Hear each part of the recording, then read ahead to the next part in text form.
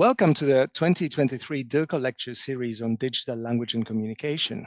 DiLCo is a 3-year scientific network on digital language variation in context initiated in 2021. It is coordinated at the University of Hamburg by my colleague Heike Zinsmeister and myself, Yannis Androutsopoulos, and includes scholars from universities in the US, UK, Luxembourg, the Netherlands and Denmark. DiLCo is generously supported by the University of Hamburg within the Universities of Excellence scheme funded by the German federal government and the federal states. The DiLCo network aims to stimulate scientific exchange between various approaches to digital language and communication research within linguistics and to bridge gaps between qualitative and quantitative research methods. To this purpose, we organize online and on-site activities such as conference panels, methods workshops, and this lecture series. Our lectures showcase cutting-edge international research by senior and younger scholars who draw on key concepts in sociocultural linguistics to shed light on language variation and change, as well as language ideologies in digital communication. These lectures are recorded and made available in an open access repository currently located on Hamburg University's video portal Lecture2Go. Each lecture is about 40 to 45 minutes, followed by discussion. Feel free to post any questions and comments into the chat during the lecture. I'm delighted to introduce today's speaker, Scott Kiesling. Scott is professor in linguistics at the University of Pittsburgh. He received his PhD from Georgetown University with a dissertation on language, gender, and power in fraternity men's discourse, and kept exploring relations of language, power, and gender, especially masculinity, in his later research. An outcome of his work is the monograph Language, Gender, and Sexuality, published in 2019. Another well-known area of Scott's research is on relations between language variation, style, and stance taking, including his work on Pittsburghese in collaboration with Barbara Johnstone. He has also examined how stance and sociolinguistic style play out in media representations and performances, a topic that also informs his lecture today.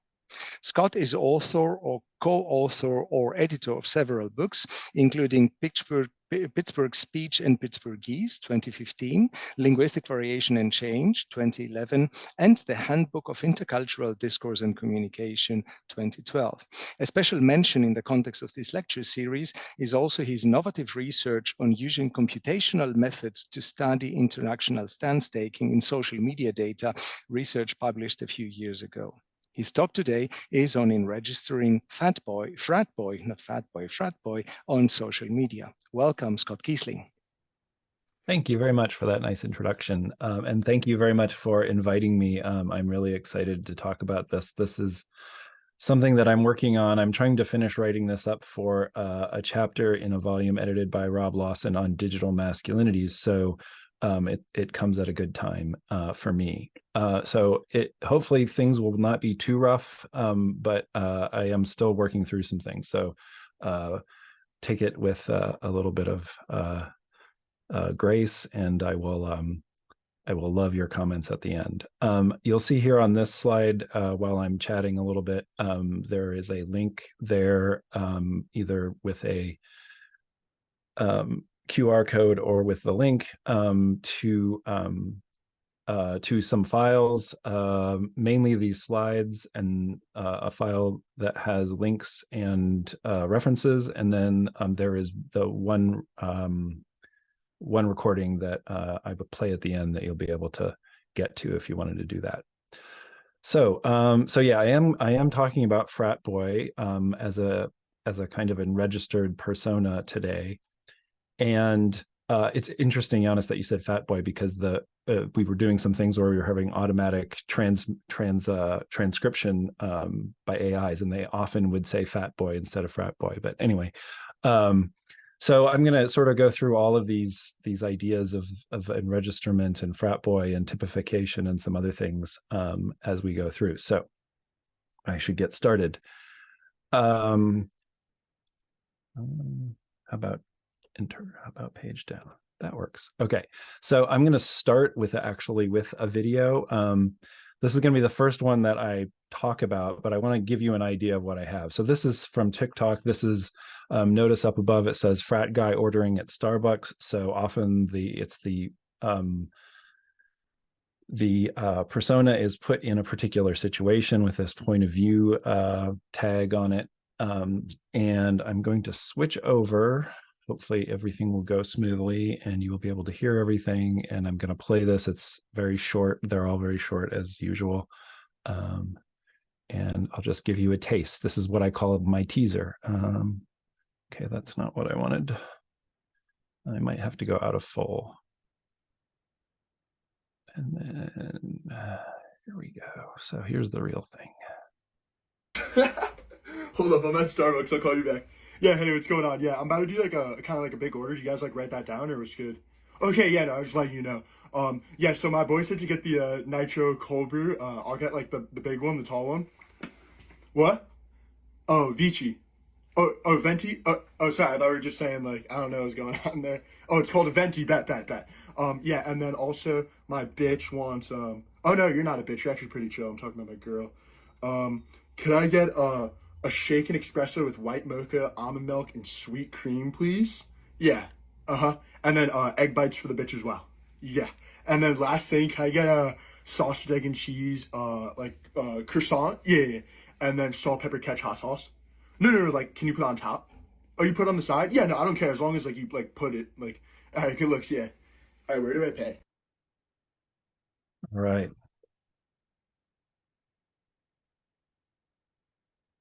All right, so that's our main question, and there's a lot going on there, which I will talk about in a minute, but I'm going to think about what he's performing and how he's creating this character, and then how it gets recognized in other ways in some of these other videos. I'm focusing on social media, but I want to point out that the idea of a frat boy or a fraternity member is not new. It's actually a fairly old tradition of representation in film. It goes back to, I think, to the 30s when I looked up the history. The most famous is Animal House. And here is John Belushi's representation of Bluto in Delta House. Yes, I know it pretty well. I was actually looking at some clips for this, and I recommend looking at them. He's a comic genius. There's a lot of disturbing things in this film from 1978, but he's still very funny.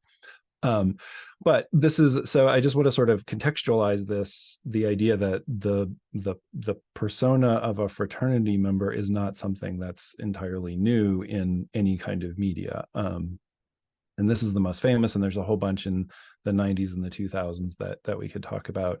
Could probably do a whole talk on those, but I'm not talking about those. I'm talking about social media. So I just want to note that there is this link, and they didn't just arise sort of newly when social media came up. So let's talk about the mediatized frat boy figure and what it holds. When you look at all of the different representations and how people talk about them, these are kinds of the things that come down. The person sort of physically is usually a white, privileged, able-bodied, often muscular, masculine American. So sort of that's just sort of how they look, a little bit like me. They often have some kind of puckish humor. This is variable. Sometimes the sort of anti-authoritarian is not there. There's definitely a hyper-homosocial aspect to it, so that they're always focused on their friends, their masculine friends, and of course in a fraternity, which is a group of men, then that makes sense. But at the same time, hyper-heterosexual, and I say hyper-heterosexual because they're really focused on the sexual part, where women are objectified, are seen as sex objects, and are kind of for sex. You can kind of see that in the video already. We'll talk about that in a sec. And then there's often a focus on binge drinking or other drugs, mostly binge drinking, but also some other drugs sometimes too. So those are kind of some of the main characteristics. They overlap a lot with what we might call hegemonic masculinity in the United States as well, where things like the homosexuality, heterosexuality also are aligned with that hegemonic masculinity. Now, in terms of a little bit more in terms of language and stance and affect. The way you see the bodily hex is sort of how people hold it. It's either very laid back or it's a very straight back, which is more what you see in that first video, sort of a very muscularly hexus orientation. The clothing is probably the most commonly mentioned thing, especially the baseball cap worn backwards, or being preppy, or some other small details often. But the baseball cap is kind of like if you wanted to give a complete shibboleth, that would be it. The letters, the Greek letters on the shirt for the frat boy and the baseball cap. I'd argue that there is also a kind of low investment stance and affect, where sort of like nothing is too important or exciting or serious.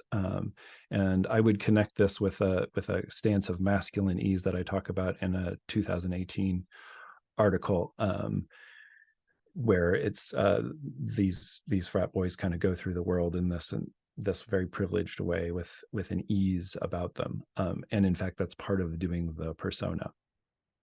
In terms of speech, there's also a high rate of use of address terms like bro and dude, maybe bruh too.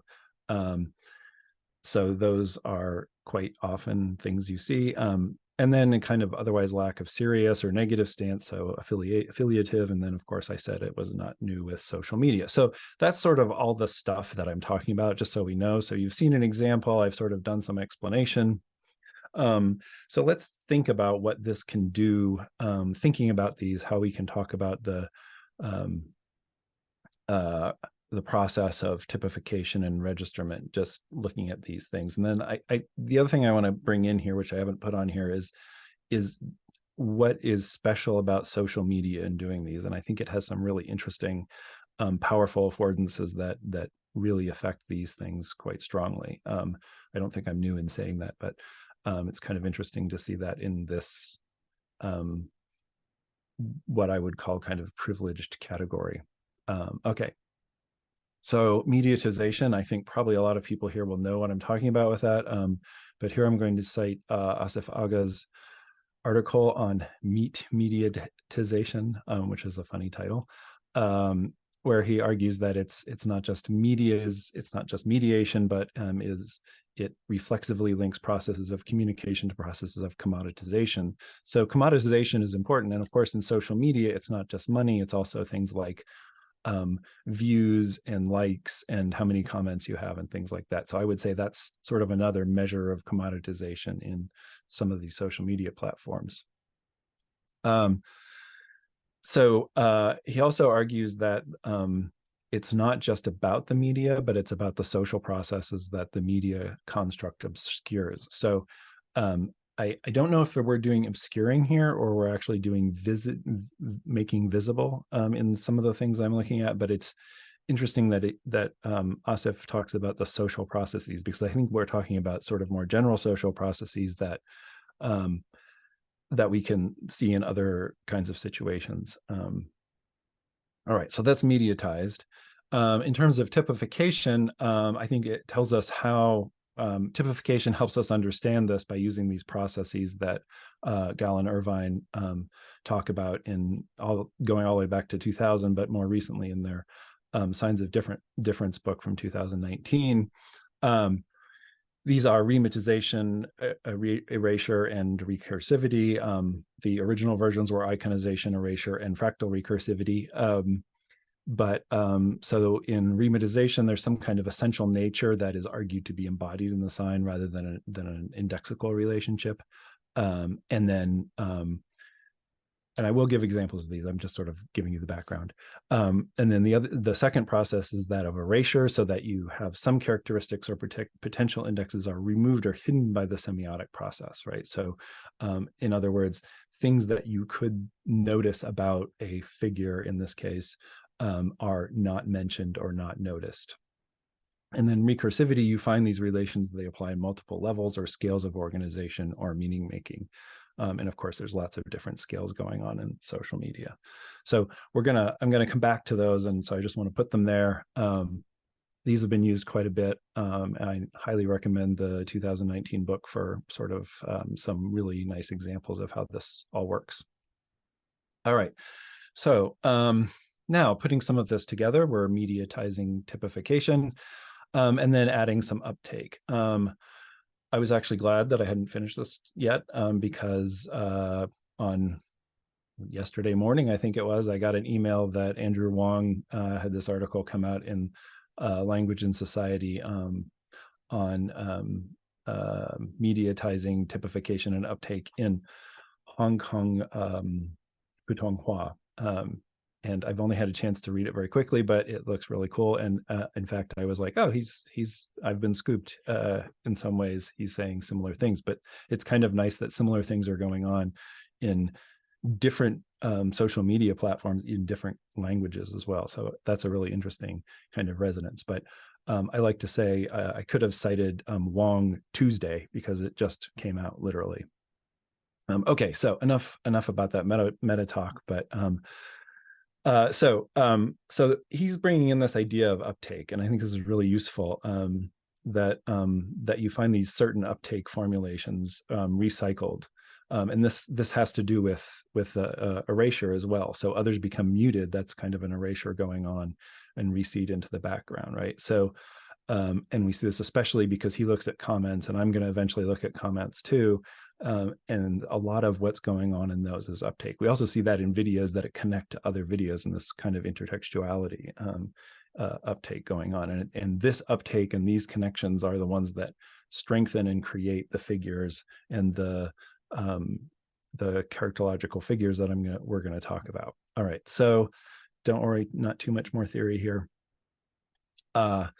So one of the things that Wong talks about is how this uptake works. And I kind of like this quote, although it's hard to say because it has this take uptake. Let me read it. If we are to take uptake seriously, we cannot simply focus on immediate responses from the audience at one particular point in time. Rather, we must examine the circulation of mediatized fragments and explore uptake as a series of interconnected responses, which I think is really fun. And then he finishes emerging both linearly and nonlinear over time, and cites Yannis's work here too. So so again, we're connecting to each other even as we talk about other people connecting. Okay, so this circulation is something that's interesting. So the videos that I'm going to look at are ones that are connected in particular ways because they have similar kinds of things going on in them, and then two of them are actually explicitly connected to each other. So we'll see that in just a minute. Finally, we should talk about enregisterment, which has been around for a while now. So hopefully it's not too strange. And here's a quote from Johnstone talking about how the register emerges when these different indexical relationships are related and they're put together in terms of a register. And then Aga also brings in the idea of the characterological figure, which I'm explaining here. So not just the typification of the language, but the figure. And so this is what I'm talking about with the frat boy figure, right? This is a characterological figure that is enregistered in a particular way. And the language is part of it. It really is in a lot of ways only one small part of it, but it's kind of interesting to see how all of this multimodality goes together. All right, so the video, I'm going to play it again because it goes really fast and it's always worth hearing a second time. And the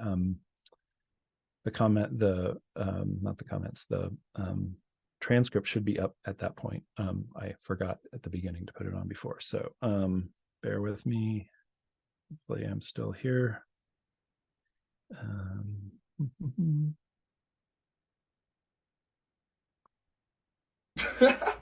Hold up, I'm at Starbucks. I'll call you back. Yeah, hey, what's going on? Yeah, I'm about to do like a kind of like a big order. You guys like write that down, or was good? Okay, yeah, no, I was just letting you know. Yeah, so my boy said to get the nitro cold brew. I'll get like the big one, the tall one. What? Oh, Vici. Oh, Venti. Oh, sorry, I thought we were just saying like I don't know what's going on there. Oh, it's called a Venti. Bet. Yeah, and then also my bitch wants Oh no, you're not a bitch. You're actually pretty chill. I'm talking about my girl. Could I get a shaken espresso with white mocha, almond milk, and sweet cream, please? Yeah. And then egg bites for the bitch as well. Yeah. And then last thing, can I get a sausage, egg, and cheese, croissant? Yeah. and then salt, pepper, ketchup, hot sauce. No, like, can you put it on top? Oh, you put it on the side? Yeah, no, I don't care, as long as, like, you, like, put it, like, all right, good looks, yeah. All right, where do I pay? All right, just a couple things on that before you we go. This is Miss Auto transcribed. Ketch should be KETCH, as in ketchup. So salt, pepper, ketchup, and hot sauce. That's what he wants on his sausage, egg, and cheese. I hope nobody's hungry. And then up here he says, I forget where it is, but it's bet, which is a marker of agreement and acknowledgement, which some folks comment on. All right, so I'm not going to look at the comments on this one. You can get to the link, and if not here, then through the linked document that has all the links in it. And so you can look at those yourself if you want. There's quite a few. It's a very popular video. So here's some things. Let's just look at how he is embodying and performing this figure. Oh wait, I had some questions first. Okay, so let's ask what's being manipulated in this. This is where I was going next. What's being multimodally manipulated in this video to create this figure? So what's going on? How does it share things with other portrayals? And then I want to talk about parody, because parody is going to be something that is important. And Wong also talks about how parody is important and how we theorize that in terms of relating to things like mediatized enregistrement. Okay. So he's doing all sorts of things here. His speech, if you look at his other videos, it's slightly different from his other videos. He has a little bit backer S, so like this, what he's doing with his pronunciations. It's also very fast. He uses some specific words and address terms that kind of index this figure. So he talks about his girlfriend as his bitch, which is problematic, but he's doing it on purpose, and as sort of creating this figure as, you know, she's his girlfriend, but there is this kind of objectification going on there. Bet, again, I talked about that. That was a specific word. A lot of the kind of slang terms that he uses. And he also talks about my boy, which is his friend, right? So again, there's this kind of homosociality going on. Obviously, he has the hat. He has basically a t-shirt. I think the shorts are a little bit indexical of the category, but not quite as obvious as the hat. He wears it in a particular way, and he always does this because he makes a couple of these videos. It's kind of high on his head, so it sort of sticks up a lot. And this is a fairly common frat boy index, if you will. His bodily hexis, so even here you can see him in his kind of very stiff, standing up, muscular, elbows out, and has a lot of sort of gestures with his hands as well. So that's a very sort of indexical of that frat boy as well. His gesture, that he does the scratching stuff, and he spits at one point. He does this in a couple of other videos. This is clearly one of the things that he's using to sort of do this index, because he does other characters and he does not do that. When he's doing the frat boy, that's what he often does. And I have voice of girlfriend here. You may not have caught it, but he kind of changes his voice a little bit when he's making her order. He sort of becomes a little bit more kind of, I don't know, he sort of raises his voice. It seems to be a little bit more polite. If I could just sort of use that. Without any theory behind it. Since Miriam's here, I have to say that.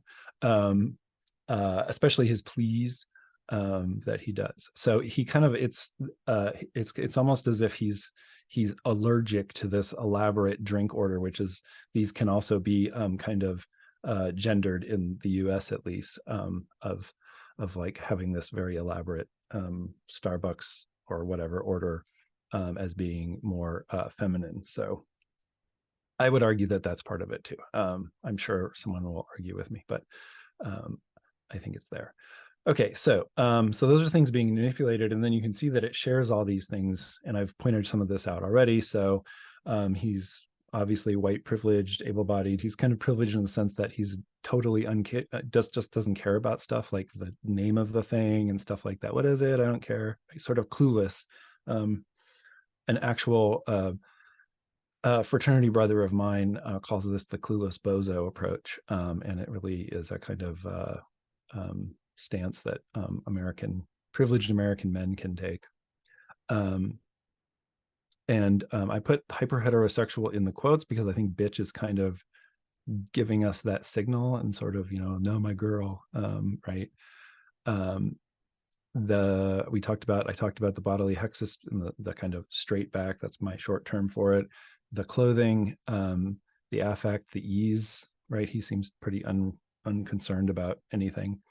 He doesn't use bro and dude too much really there, but he does use some other dress terms, and not a serious or negative stance, right? So, okay, so that's what he's up to.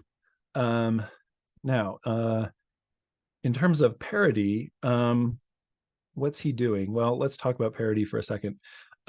So parody is really an exaggeration of selective figures, especially in parodic impersonations. So such as in Dana Carvey's George H.W. Bush Saturday Night Live impression, which I have a paper about that was from a American Anthropological Association conference. And I think that's out there on like academia or somewhere, but if you're interested in it, let me know. I can send you a copy.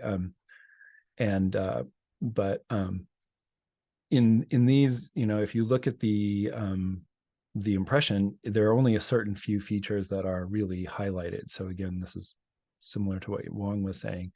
And I think that's what's going on too, even though this guy is a pretty faithful representation of it. First of all, he's not actually in a Starbucks, but he is, there's some things that you could argue that are not, he's not necessarily doing. So there's some parody there, but he's actually pretty faithful. But I'm not sure it matters. What matters is what people pick up and move on to other things, move on with other videos, for example. But this is well known in terms of parody. So in that paper, I argued that impersonation is always visible as an exaggeration and not a faithful replica. And so TikTok and YouTube is full of these people doing other people. And one of the things I love about TikTok, which just I've spent way too much time on it, as everybody else has if you've started with it, is the matching of a sound with a new video, and people either lip syncing with it or doing something else with it, which is completely fascinating because you have this sort of two obviously not originally matched things that you put together, and you get these great effects. Okay, so that's paper for another day, but clearly, just like that, these are not a replica of the real thing. Andrew Wong says the same thing. More recently, parodic imitations work precisely because they are not perfect replications. And so we might talk about a parodic gap here, which we could say is similar to Briggs and Bauman's intertextual gap. And it's the gap that is actually doing the meaning making as much as the aligning of the things that are similar. Where you notice things that are, you notice that there is a gap, but where you notice the similarities are then doing the work to do the enregisterment. And this happens especially in these mediatized things because people look at them because they have these problematic aspects or these sort of off aspects, which gives humor or something like that. And they recognize it, which we'll talk about in a minute. So I think this is an important noticing kind of thing that goes on here. All right. This is not new. Jen Sclafani talked about this with people doing impressions of Martha Stewart in 2009, which is also really good stuff. So there's this sort of ongoing work of seeing how these things work. And I think in in these mediatized representations in social media, you see it even more, right? Partially because, for example, TikTok gives us affordance of taking different bits and pieces and remixing them together and being able to connect to other versions of them. Okay, so that's the parody. Okay, so I'm going to talk about the second video, which has a much wider parodic gap, because you find a lot of these when you look at so-called frat boy videos. It has a narrower set of features because it's not quite as quote accurate, right? All right, so this is a screenshot from that, and I will show this one, and I'll just show it without any comment, and you'll have to figure out what's going on. I think it's this one. Yes, let's get up transcript. All right, so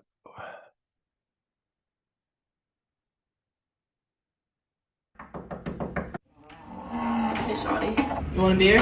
I'm okay, thank you. 2 for me. Hey, yo, shawty, come here. Why are you sitting so far away? So where are you from? You really want to watch this whole movie? Hey, yo, what you doing Friday? I don't know, when? We got a mixer neon theme. Pop out. Oh, okay. Yo, you seen Grown Ups? One of my favorite movies. Yeah, I have. We'll play that. Okay.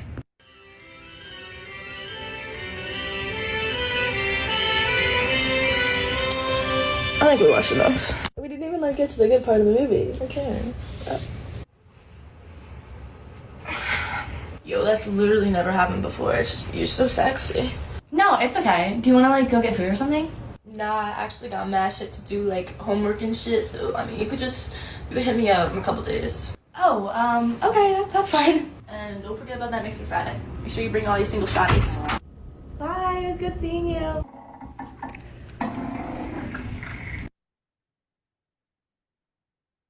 okay, so there's a couple of things in the again in the transcript. So this should be this shoddy is the correct spelling up here. And you can watch this whole movie. Note that this is a mixer is a where you have a fraternity and a sorority get together and have a party together, basically. And so he's basically saying it has a neon theme and you should come. That's what pop out means. And then wants to watch a movie. There was one other thing. Oh, well, we'll figure it out. All right, let me play it one more time. So now that you've seen it once, you can look for some things since it's only a minute. Here we go. Hey, shawty. You want a beer? I'm okay, thank you. 2 for me.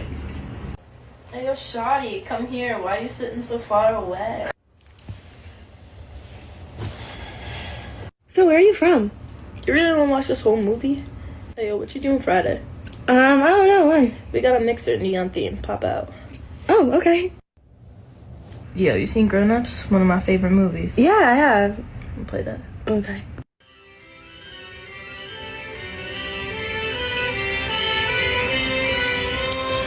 I think we watched enough. We didn't even get to the good part of the movie. Okay.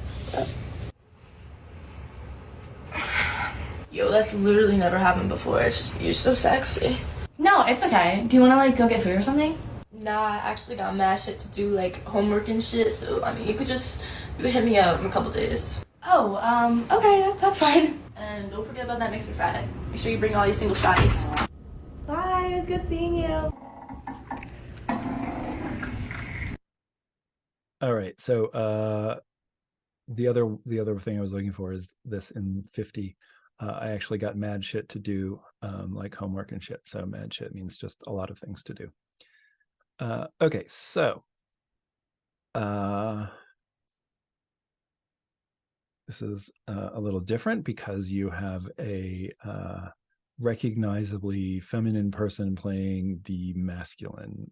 So note it's point of view, you hang with any guy.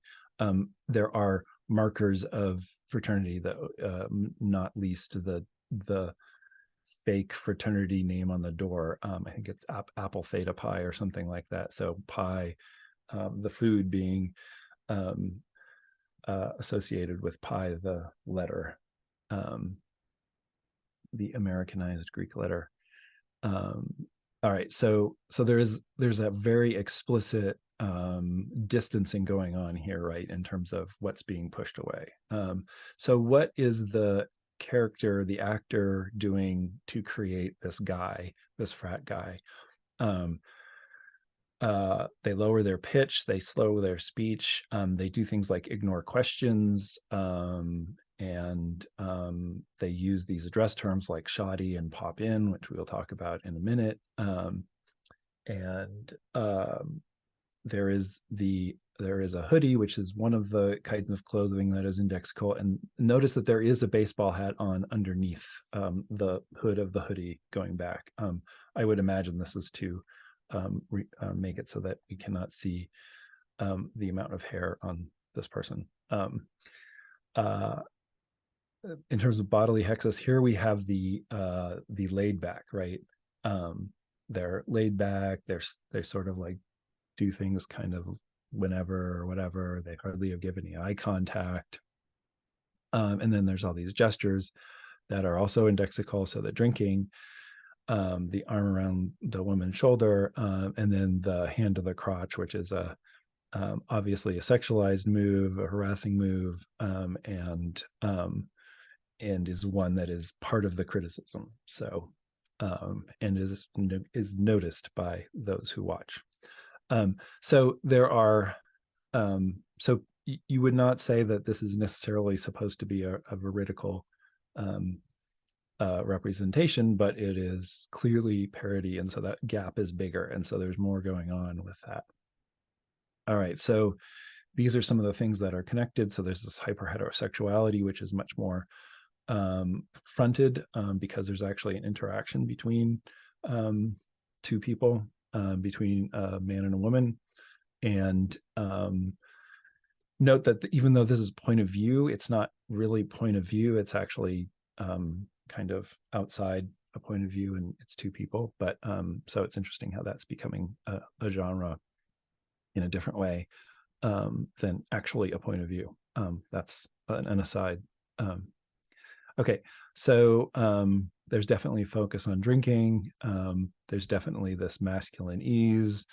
There's definitely bro, and then a lack of serious or negative stance, right? So totally unfazed with things. So in some ways, it's a very different kind of stance, but in some ways it's very similar because there's no, it doesn't seem like there's any seriousness or worry about the, even the moving of the hand to the crotch is seen as hey, I'm sorry, whatever, and then move on, right? It's not seen as a big deal. All right, so more interestingly, we might look at the comments that come in here. In other words, what do people do with this parody that they have given in these comments? And this is where we get to the uptake that that Wong is talking about in the comments. What are the things in this parody that are being taken up? As I was looking through, I kind of came up with four categories. I hope they work. I've worked through most of the comments to see if they fit in, and most of them do, at least in terms of ones that are doing uptake. There are other things that happen as well, but they are related to the uptake. So the first is noticing, just sort of pointing out something that is there. A revoicing, so in other words, just literally repeating or quoting something that's in there. Sometimes they'll be highlighting them for their significance, but which is also similar to noticing, but it's really about the voice, about the actual thing said. Similar to noticing, but a little bit different because it is really affirming some kind of accuracy and saying, this is something that I recognize because I've seen it. So it's a little bit closer to the commenter, right? Affirming the accuracy or relating that they had a similar experience, or generalizing from it and saying, yeah, this happens all the time or something like that, right? Which goes to a kind of recursivity, right? So that we see it happening in other places. And then finally, corrections, where you find people orienting to the gaps in the parody, right? So you did this wrong, or it would be like this, or something like that. Okay, so hopefully those make sense. This is where some feedback would be useful, or if there are other ones that we might propose. But I think this is useful because these are about processes of how this uptake works, and then how these features get entered into what people see as a sort of listening subject of creating this figure. And listening subject, of course, is from Minako Inoue's work. All right, so what do we see? Noticing. I'll give you some examples. You're welcome to look at all the comments yourself. You have the link, but I'm going to give you just a couple to give you an idea what's going on. So, so the first, you really want to watch this whole movie, and then the commenter quotes this and says, why do they always say that, right? So noticing that this is an important thing that happens. And then the straight up ignoring her question, so where are you from? So this ignoring is something. And note, this is the whole comment. It just is noticing this thing that happens, right? Without saying anything else, except for the fact that it's funny with the laughing emoji. All right, so that's noticing. Revoicing. Actually, a lot of the comments just repeat Sig Apple Theta Pi, which is that fake fraternity name, because they think it's very funny. Which I actually do too. And again, that parody is they're noticing the gap between what a real fraternity would be called and what the fake one is, right? A real fraternity does not have Apple and PIE in it. You could have Sig Theta Pi with a PI, but the Apple sort of adds this figure, this bit of parody into there. The revoicing, again, just repeating. So that's kind of a repetition, a repeating because it's on the sign. I'm sorry, that doesn't usually happen. I think we've watched enough. So these are just literally quotes from the video that people put as a comment. That's the whole comment, is the repeating. So revoicing, and you could call it repeating, but I think they're revoicing because they're sort of highlighting it in their own comment. All right, recognition. This is giving me flashbacks with a stressed emoji. I don't know what all the emojis are called, but so giving me flashbacks, presumably because they recognize this situation and that has happened to them. They don't comment on what part of it has happened to them, but presumably not as the masculine part of this, but as the feminine part of it. Not the beer thing. So recognizing you want a beer, oh, two for me. And then the pop out phrase. And note here that it's not just the words pop out, which are funny, but the way what pop out says and how it's done, you just say pop out. It's not an invitation. It's technically an order, right? You must come.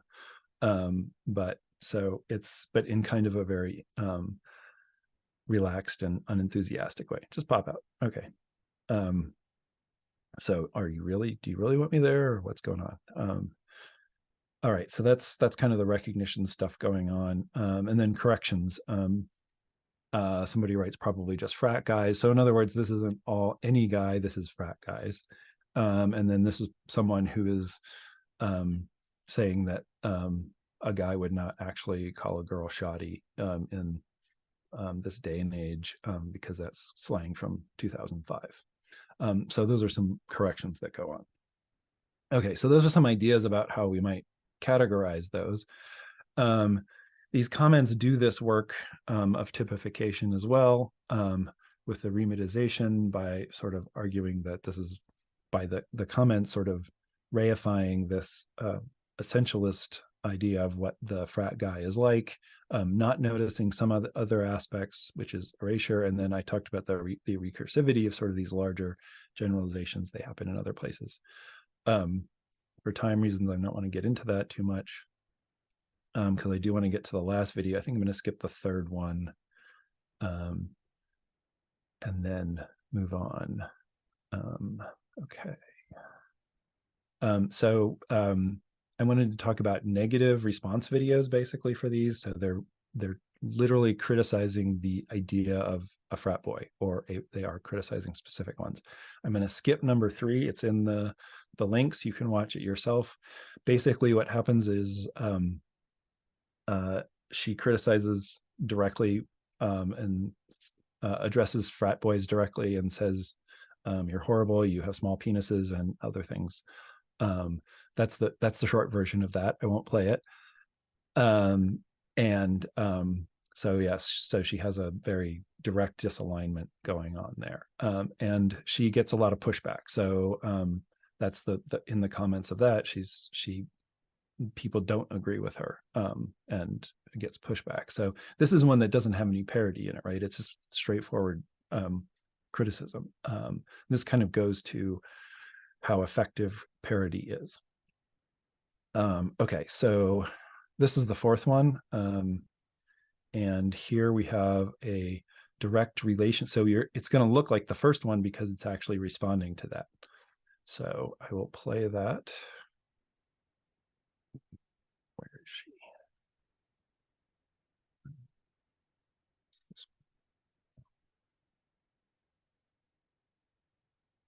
Salt, pepper, ketch, and hot sauce.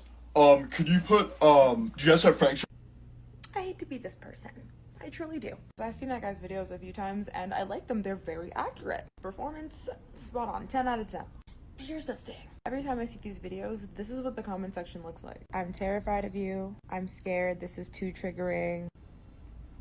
Why is no one asking why? I think it's because we all know the answer. Frat boys are, you know, let's make this interactive. Frat boys are blank. Comment your thoughts below. All I know is back in my university days, I would stay far away from frat boys. And I think we all know why. I think any woman in university or college knows why. And it's sad that I don't even have to say it. Y'all know what I'm saying. Y'all know what I'm talking about. For the no brain cell having ass people who are gonna comment not all frat boys, I flick you. Okay, I'm going to play that one once for time, but I think you can get, because she's not doing the parody, I think it's a little bit less important. So here she's criticizing, she's playing off of the first video and looking at the comments and noticing that there's a particular kind of response to them, which is, if you think of it, it's one of the noticing ones, right? So the idea that people are triggered and things like that.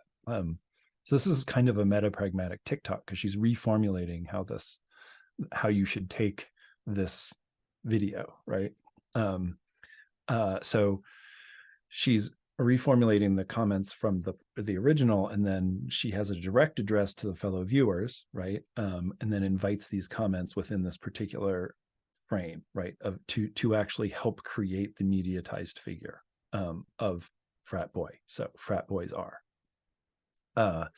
and the vast majority of these, if you want to look at them, are as she is implying, so the playing along with the game. So one which is interesting, which is a recognition, I ain't even American, or I ain't even in America, and yet I know what frat boys are like.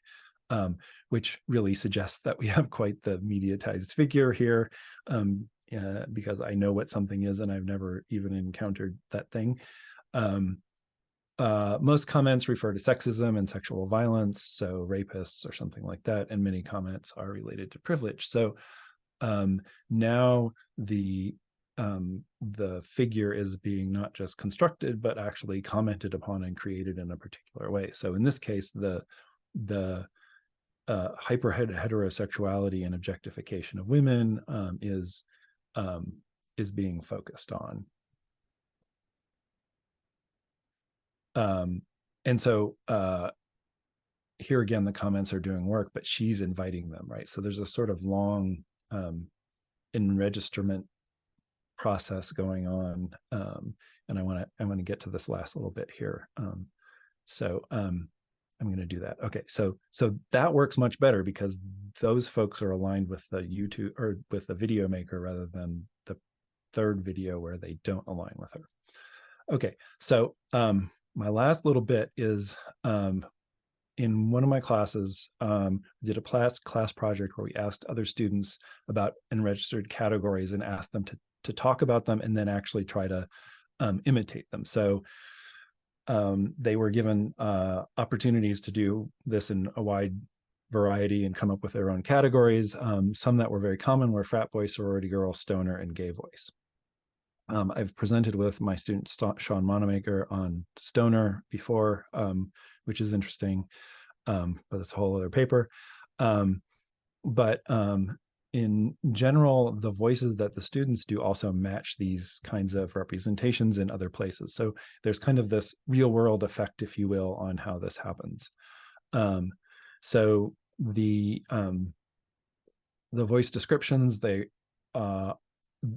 descriptions and the imitations will reference bro and dude, have something to do with a party, bring that in. They will slow down, be lower pitched, kind of cool or laid back, and very often comment. The imitation has some kind of comment on a woman's appearance. So again, this hyperheterosexuality is important.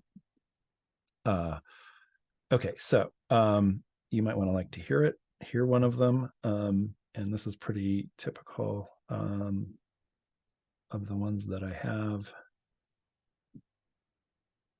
And you can listen to this again in the materials that I made available. So it's the sample impression. So this is actually coming straight out of these files. So it's going to start off with, well, it has to start off. And I'm going to start it, and then I will move on to the transcript, which I have here. So I'm just going to be switching back and forth a little bit. Bear with me. They usually have like really like chill, laid back, slower speech, and they say bro, dude, and like a lot of like slang, and they use a lot of like little like slang stuff. And the people that talk like that they usually dress like all preppy with like the hat backwards, and they're like too cool for school. And yeah, like F-boys, you know? Right, yeah. If you feel comfortable doing so, please impersonate the voice. Okay, well, what should I say? You can say anything you want. Bro, did you see Mare at that party? Like, didn't she look like hot as... That's my impression. Okay. I just want to point out, I haven't done any of the actual vowel measuring, but you can hear his fronting of the bro in the bro, did you see Mare at that party? And so I think there's some of that going on too. We found in the stoner that there's kind of there's a shift in vowels a little bit towards a kind of California shift vowel space. So I don't know if that's true overall, but that's certainly something that you can hear in that line 11 there. Okay, so that's just showing you that this is not something that's just in the social media, but actually comes in to the way people perceive frat boys, and people can actually perform them in particular ways, even when they're not creating a YouTube video, which is interesting. So this is something that is circulating in other ways. We've obviously pushed them to do this here, but the fact that they can is pretty interesting and pretty significant. Okay, so let's try to wrap things up. So certainly then frat boy is this circulating mediatized figure, also just figure, characterological figure. There's a lot of universities in the United States and a lot of fraternities, so there's a lot of opportunity, just sort of real people, for example, or real people, so to speak, aligning or disaligning with these figures. We saw that the parodic gaps do a lot of work here, typifying and strengthening the enregistered figure, especially through the uptake in the comments and how people engage with what's going on. I think if you know something's a parody, you sort of are willing to let it go. The one counterexample to that is the Tina Fey's Sarah Palin, which is almost a perfect representation of Sarah Palin, but I think that's a special case because it's Sarah Palin, which I won't go into anymore. But if you don't know what I'm talking about, don't worry, but you can look it up because it's pretty hilarious. Okay, and I would argue that parody is effective as critique. In fact, better than some sort of straightforward critiques, because people are willing to take it on and willing to notice the negative pieces because it's in this particular kind of unreal situation, which allows them to work with it in almost as if it's a safe space, because you know that the perspective of the people making the video are at least somewhat aligned with yours. The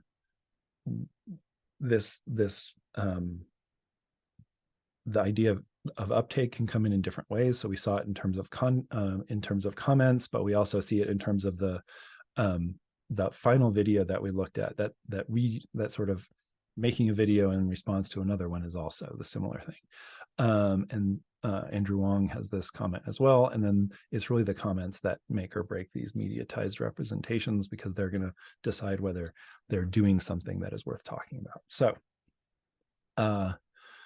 your comments. This is me, Frat Boy, by the way, in 1988. They have these big pictures where you have all the members of the fraternity. So this is me in 1988 being a frat boy, and wearing a bow tie. May have been the last time, who knows? Anyways, and so that's my done.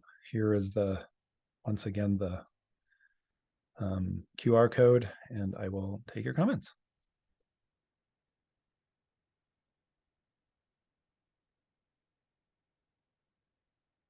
Okay. I am going to have to stop sharing for a minute because otherwise I can't see anybody. For some reason, that is what is happening.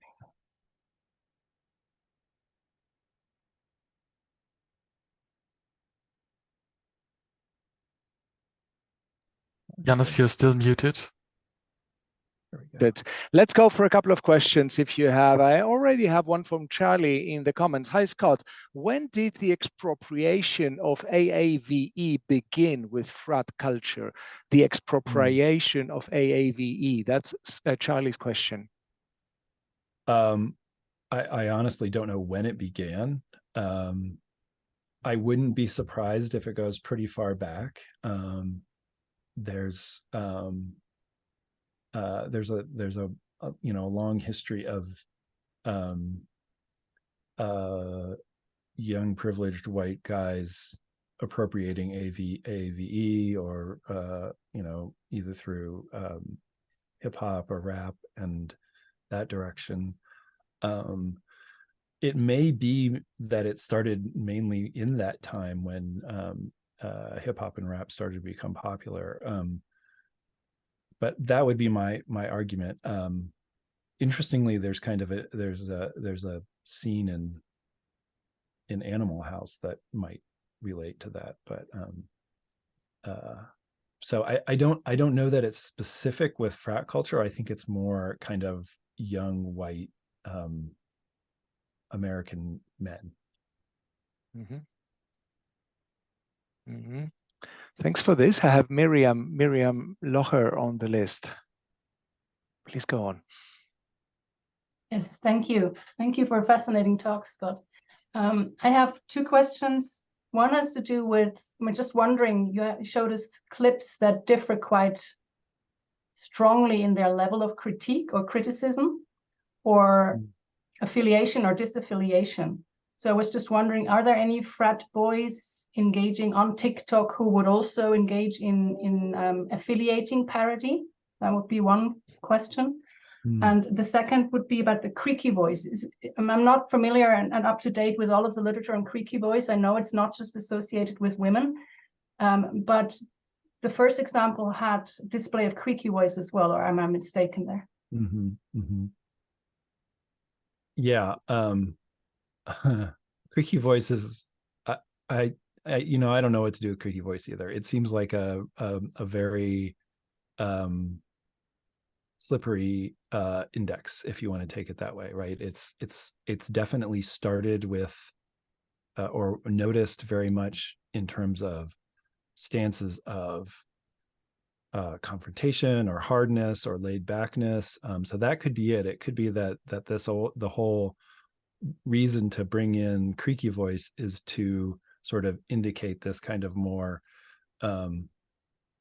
less intense, if you will, stance of some sort. I'm being really loose with my terminology there, but that's probably where I would go with it in that situation. But that seems to be the thing that sort of unites all these different situations, except for maybe some where you're actually literally trying to lower your voice and make it sound lower, right? And then you just drop into creaky. So, and that's part of the difficulty, I think, with creaky voices is there's a lot of sort of directions that could be coming from. So affiliative videos, I would say yes. And then there are actually a couple where people are kind of responding to critique of Frat Boy, where it's like, as the last video sort of mentioned, sort of not all frat boys, where they show frat boys doing unfrat boy things.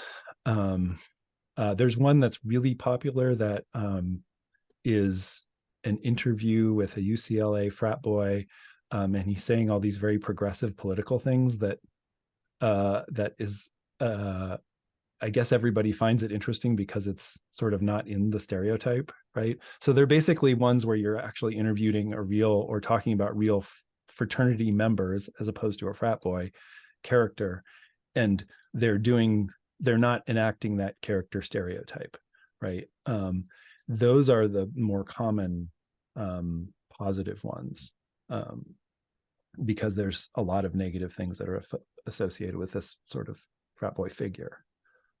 And so that's still sort of working with that enregistered figure, though, because the whole point of it is they're not like that figure, right? Right. So thank you. Yeah. And let's take a third one in the chat by Tanisha Pandey from Bern, Switzerland. As I'm not entirely sold on the idea of parody being an effective critique, Tanisha says, could you say a little bit about it in relation to how you see it appear in your work, parody being an effective critique? Mm-hmm. Yeah. Yeah, I'm a little unsure about that myself, I have to say. And I knew somebody was going to call me on it. But I think the idea that I want to bring in there is that and I've seen it before. I think people who feel like they're being made fun of in a particular way, a particular parodic way, are less likely to create a kind of oppositional stance in response, right? And maybe even take on that that's actually true. So frat boys might say, yeah, we're really sexist. We say all these sexist things, as opposed to the confrontational video where they just want to defend themselves, right? Or critique the person who's doing it. So it's more about the interaction of the viewer and the creator that I'm thinking about in terms of effectiveness. But whether it has any effect longer term, I'm not sure. This might seem kind of sideways, but Dana Carvey and George H.W. Bush were famously really good friends, and Bush actually thought his work was funny, and they, worked together to make more comedy about it. So, maybe that's not good. Then again, he was a one-term president, so who knows? I don't know. So that critique might have had some effect as well. Or that parody might have had that kind of effect as well. That's just a single example. So But it is in this kind of how you do the convincing, I think, compared to a sort of straight critique or criticism in those sorts of kinds of things in terms of effectiveness. If you look at the comments to both of them, you see that the straight critique is mostly resisted as opposed to the parody, which is there's a lot of critique that's taken up and a lot of sharing of in terms of the sexism, in terms of the I feel triggered, right? There's a sense of I've had that situation, and these are at least the one that represented there is right. It's not a public situation, so being able to share that is also important and pretty powerful. So that's probably more than you wanted, but I'm done. Thanks so much for this. I think we'll leave it at that because we're Okay. out of time. Yeah. I don't see any other questions anyway. Yeah. Okay, let's bring this to a close. Scott Kiesling for today. Thank you so much once again. Thank you. We'll be back in the autumn with 4 more talks, and we'll advertise them through the network in due time. And we'll also advertise and have started advertising our Methods Day on Friday, October 6th, on the topic of methods for online-offline nexus analysis. And you'll hear more about that in due time. So have a nice summer, everyone, and then see you after the break at some point.